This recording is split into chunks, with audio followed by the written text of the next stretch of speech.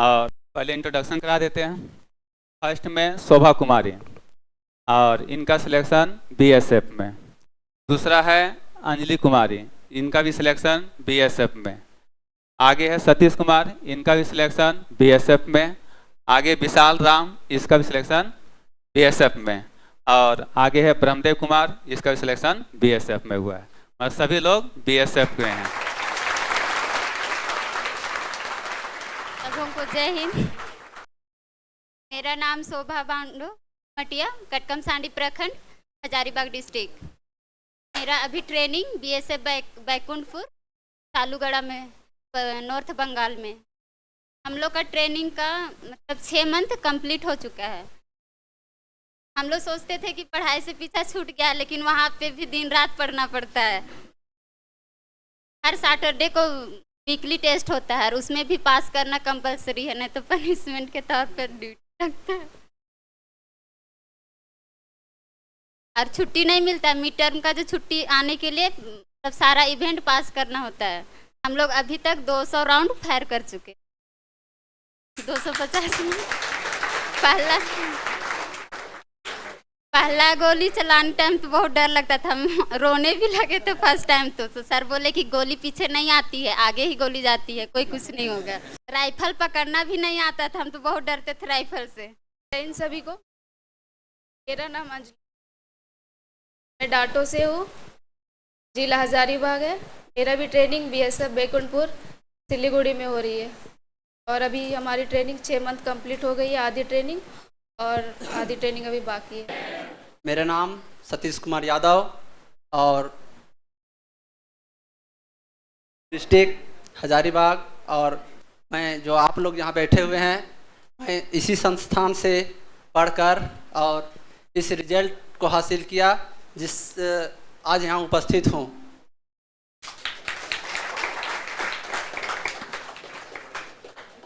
मैं अपने बारे में बता देना चाहता हूँ कि मैं ट्रेनिंग बीएसएफ इंदौर वहाँ से ट्रेनिंग करके आया हूँ, जो कि 22 वीक का ट्रेनिंग कंप्लीट हो चुका है और 22 वीक का ट्रेनिंग बचा हुआ है।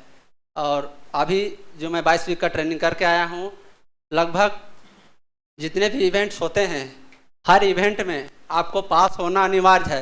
यदि आप पास नहीं हो पाए हैं तो आपको शायद ये 15 दिन का जो छुट्टी है, इसी से आपको काट दिया जाएगा और एक्स्ट्रा मतलब ट्रेनिंग करवाया जाएगा। और फिर हो सकता है आप अगले 7 दिन में पास हो जाएं, तो फिर नेक्स्ट 7 दिन का ही छुट्टी मिलेगा। इसलिए इस छुट्टी को पाने के लिए बहुत सारा दमखम लगाना पड़ता है, पढ़ाई से भी और फिजिकली से भी और मेंटली, सब चीज़ से ही। और मैं अपने गुरुजी को बहुत बहुत थैंक्स बोलना चाहता हूँ, क्योंकि जो मैं आज स्टेज पर आया हूँ, आज इन्हीं के बदौलत मैं आया हूँ। और इन्होंने हमारे पीछे बहुत मतलब अथक प्रयास जो कि होता है, उसको वर्णन करना मतलब संभव नहीं है, वर्णन करने लायक है नहीं। इतना हमारे पीछे प्रयास किए हैं सर। और मैं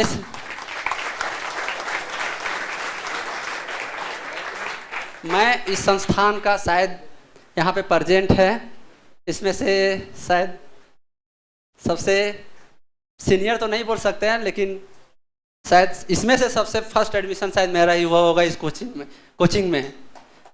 और जो सर कोचिंग स्टार्ट किए थे वो तो आप लोग को पता ही होगा, कुछ को पता होगा।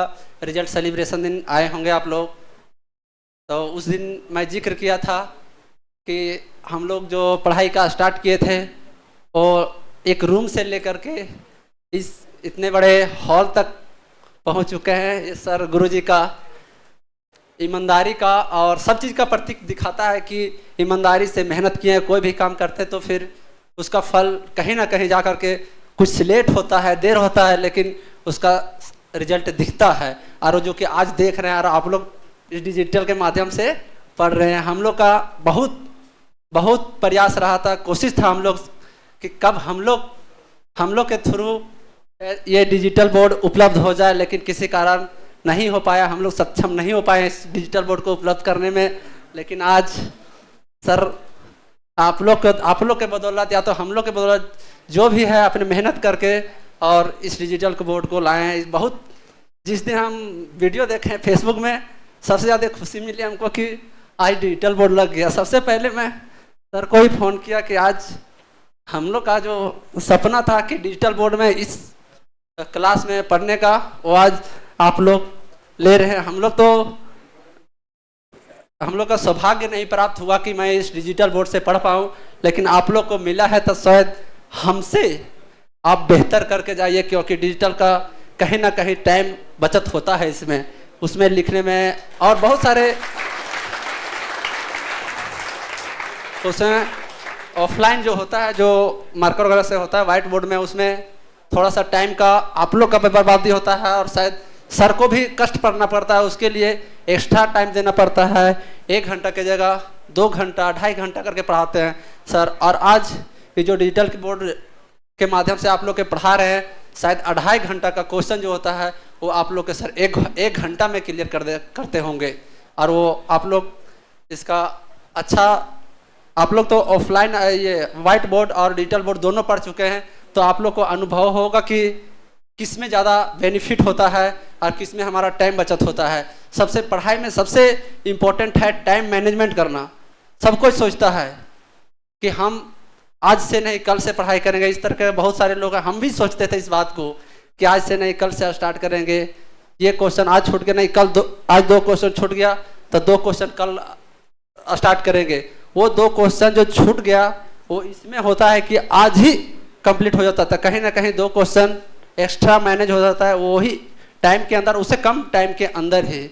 तो और मैं अपने कुछ आप लोग के प्रति कुछ बोलना चाहता हूँ कि जो आप लोग प्रयास कर रहे हैं, आप हार नहीं मानिएगा।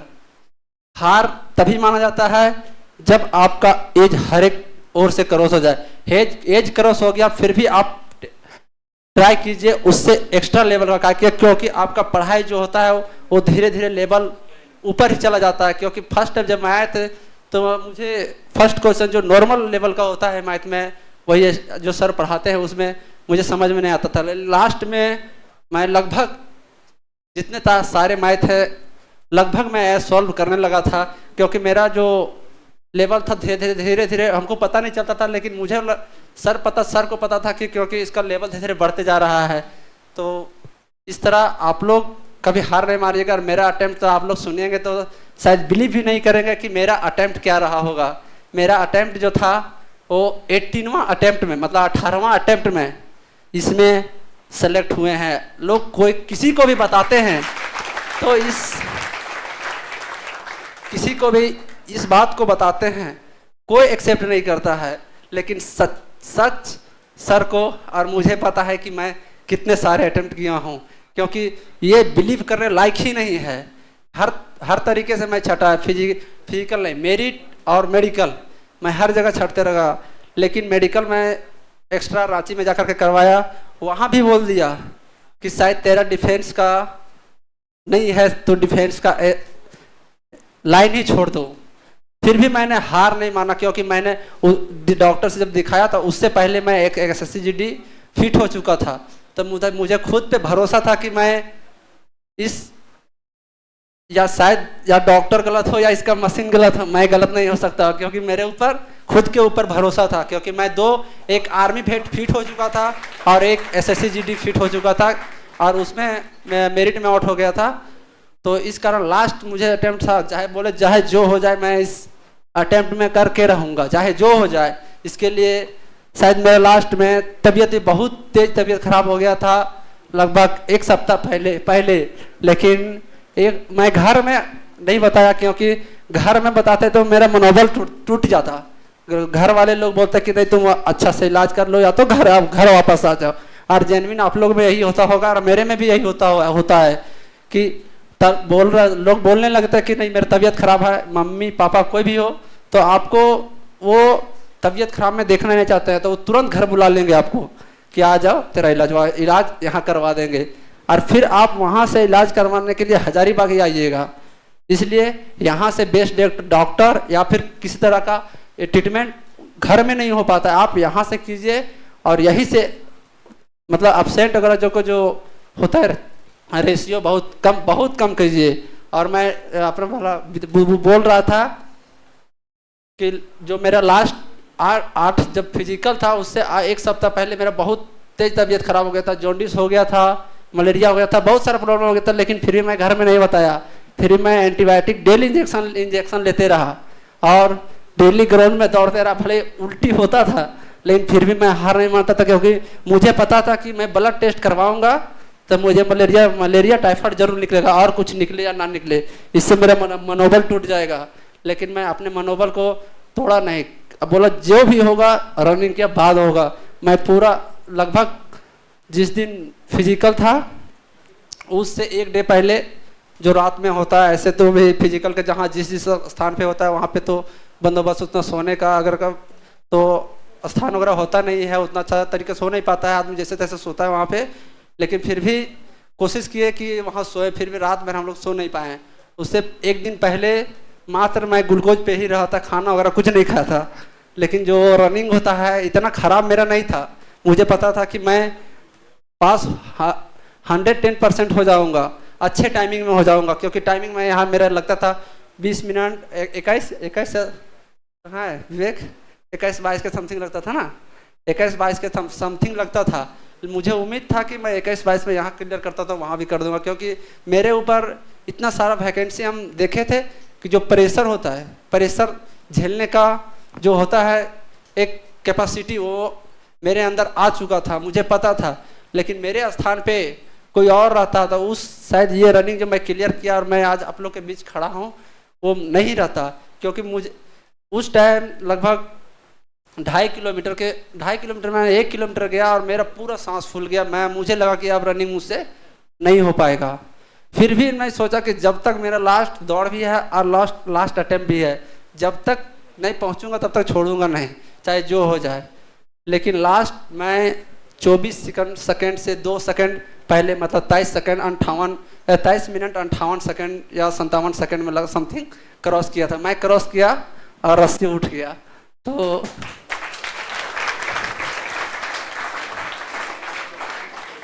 वो तबीयत खराब की वजह से हुआ, लेकिन अभी फिजिकल का स्टैंडर्ड कुछ हद तक बढ़ गया है, वो नहीं है। लेकिन और मैं अपने वाणी को यहीं बिना विराम करता हूँ। सबको जय हिंद। जय हिंद सबको। मेरा नाम ब्रह्मदेव कुमार, मैं गिरिडीह जिला से बिलोंग करता हूँ। मेरा ट्रेनिंग CSWT BSF इंदौर में भी चल रही है। मेरा ट्रेनिंग अभी 22 वीक का कंप्लीट हो चुका है, 22 वीक बचा है। जो बेसिक ट्रेनिंग बोलते हैं वो भी कंप्लीट हो चुका है। अभी जो ट्रेनिंग बचा हुआ है एडवांस ट्रेनिंग के अंतर्गत आएगा और वह ट्रेनिंग बाकी है। इसमें जो ट्रेनिंग का बात कुछ मैं आप लोग के बीच शेयर करना चाहता हूँ, जो कि आप लोग भी जाके देखिए और ज़रूर जाइए और अपना मेहनत से कुछ करिए। ट्रेनिंग ये है कि यहाँ सोचते हैं कि मैं BSF में सिलेक्शन हो जाने के बाद अब कुछ नहीं करना पड़ता है। सर से आदत ये मिली हमको कि यहाँ 3 घंटा 4 घंटा क्लास करके बोरिंग हो जाता था कि क्या है क्लास है, इतना लेट चलाते हैं सर, अब जॉब हो जाने के बाद इतना नहीं करना पड़ेगा। लेकिन ये बात नहीं है, वहाँ भी 4 घंटे की क्लास चलती है। जो 10:30 के बाद ब्रेकफास्ट करके आ जाइएगा, उसके बाद 1:45 तक क्लास चलती है और 1:45 के बाद फिर आप खाना खाने के बाद फिर 3:30 बजे विसिल लग जाती है। इसलिए दिन में कभी रेस्ट नहीं है और रात में तो ड्यूटी ही ड्यूटी है। और CHM जो बोलते हैं, CHM के नज़र में आ जाइएगा कि आज ये लड़का गलती कर चुका है तो डायरेक्ट बोलेगा 10 से 12, 12 से 2, 2 से 3 इसका ड्यूटी टेक दो कोत में तो बहुत आफत होती है। लेकिन नहीं, उसके अंतर्गत ढल जाने के बाद कुछ नहीं होता, सब आराम लगने लगता है। और इवेंट के जरिए बोला जाता है तो इवेंट ये हम लोग का जो 15 दिन का छुट्टी मिला है वो 11 मंथ का ट्रेनिंग होता है, उसमें 30 दिन का छुट्टी रहता है और 30 दिन का छुट्टी भी 15 दिन काटे और फिर POP के बाद 15 दिन काटना पड़ता है। यही 30 दिन छुट्टी रहता है और अगर इवेंट में पास नहीं करिएगा तो इस छुट्टी को गवा देना पड़ता है। और इवेंट में लास्ट हद तक नहीं पास करिएगा तो उस बैच से दूसरे बैच में ट्रेनिंग करने के लिए भेज दिया जाएगा। उसको रिलेगेट बोलते हैं, मतलब रिलेट कर दिया जाएगा आपको। और सतीश को क्या बोले, मेरा हम चार्ली कंपनी में हैं और ये डेल्टा कंपनी में है। दोनों का जो बैरक है रहने का वो आसपास ही है, तो सारा झारखंड का वहाँ बैच है। डेल्टा कंपनी में कुछ बंगाल का बैच है और मेरा 250 का नफरी है, उसमें सारा झारखंड का बैच है। तो हंसी कभी आता है कभी गम आता है, क्योंकि कभी सतीश को पनिशमेंट खाते देखते हैं तो कभी सतीश हमको देखता है तो मुंह एक दूसरे को छिपा लेते हैं। तो एक आध दिन पकड़ा जाता है तो बोलते सतीश लगता है कुछ हाल हो रहा था आपके साथ तो बोलते नहीं तो हम नहीं थे वो मेरे साथ में था ना, उसको मिल रहा था बस, उसके हमको तो कहाँ मिला। कल अच्छा वो लगता है मिस्टेक हो गया मेरी आंखों का तो ऐसा ही चलता रहता है, मनोरंजन है। और सर के बदौलत से मैं आज यहाँ तक पहुँचा हूँ। और मैं कहता हूँ कि जितने भी फॉर्म भरे होंगे भाई, CISF, ITBP, SSB, बोलते हैं कि वो अपर है वो अपर है, कुछ नहीं अपर है। सीमा सुरक्षा बल में आप लोग फॉर्म भरिए, इसमें जो मजा है वो डंडे वाली फौज में नहीं है।